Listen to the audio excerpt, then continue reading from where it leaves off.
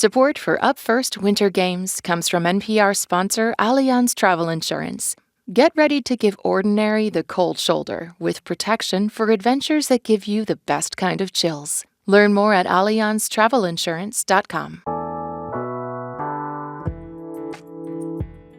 Turning now to the sport of speed skating and my conversation with NPR's Rolando Arrieta, himself a former competitive speed skater.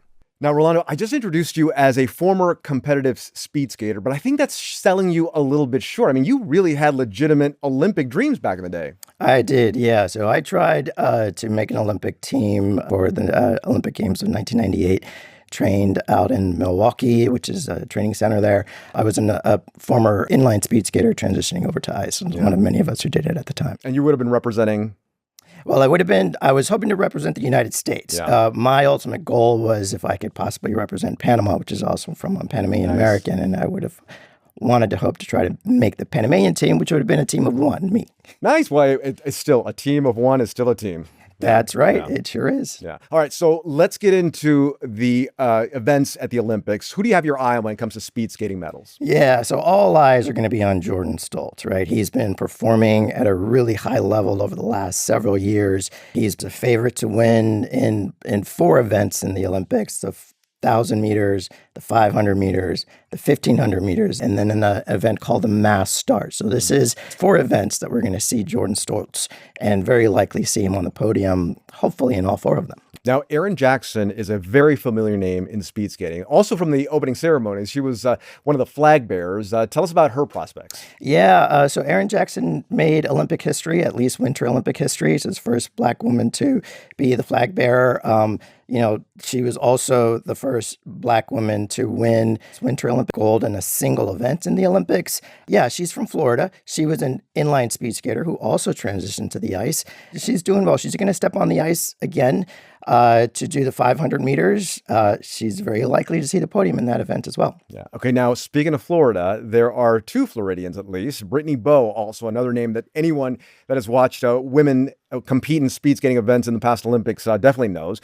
This one is going to be her last Olympics, though. I always think about what they must be feeling going into what they know to be their last Olympic Games. Yeah, as you can imagine, I was somebody who was hoping to make 1 Olympics. We're talking about somebody who's made 4, and it's so wonderful to see, Brittany Bowe. She's 37 years old. She's such an accomplished speed skater, also from Florida, who also transitioned from inline speed skating to the ice. As early as the late 90s, this has started to become a trend when one inline skater by the name of Casey Boudier just tried out ice, did so well, he made the Olympic team.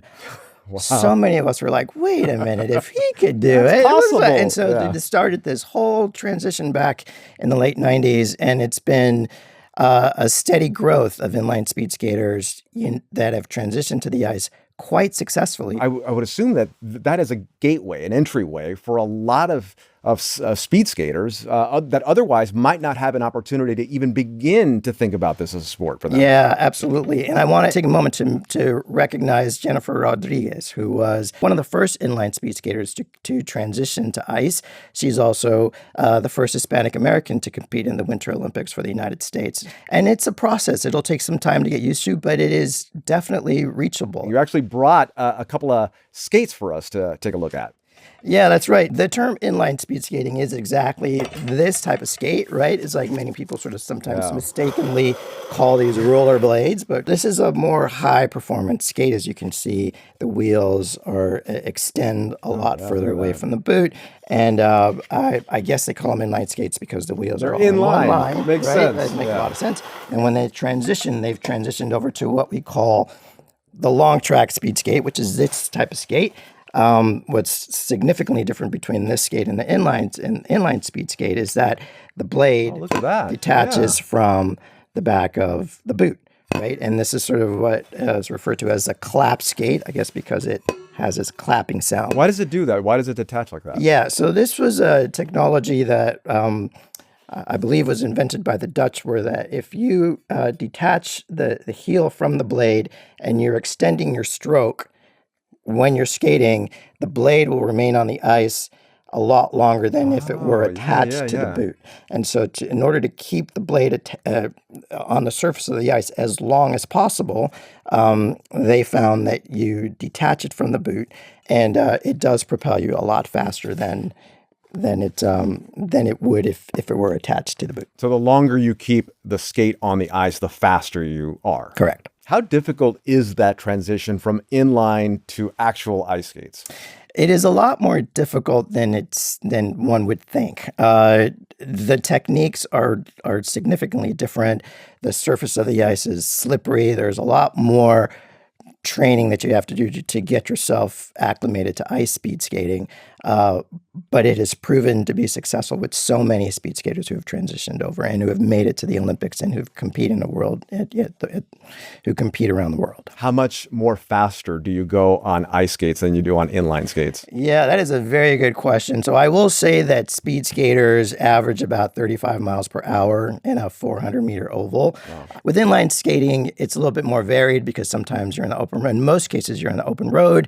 You know, there could be some wind resistance. There could be the road surfaces are different. But, you know, on average, it's about the same. Oh, I mean, wow. They are probably skating just as fast, particularly if you're skating in a mass skaters, like a pack-style skaters, very much like you see a cycling race, like a Tour de France or something like that.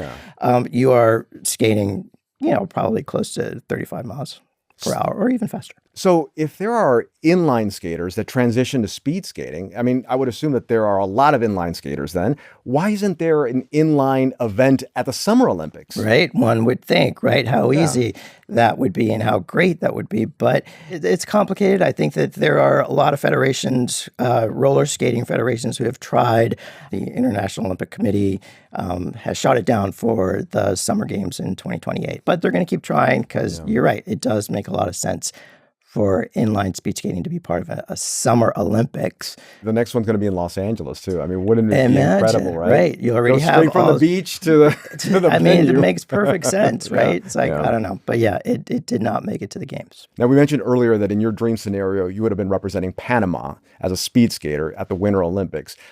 Are there countries in Latin America or maybe in warm weather areas that have those same kind of dreams to line up one day at the Winter Olympics, going from inline skates to speed skates? Well, Hey, as you can imagine, all of those countries that Bad Bunny mentioned in his halftime performance are really strong inline speed skaters. And so as we continue to see this trend of inline speed skaters transitioning to the ice, yes, I see a world where on the starting line in the Winter Games, we will see a Colombian paired with a Norwegian, someone from Ecuador being paired against someone from the Netherlands, someone from Panama being paired up against someone from the United States. That would be ultimate. I would love to see that. Yeah, someday, right? Everyone can keep their fingers crossed. Yeah. That's NPR's Rolando Arrieta. Thanks a lot.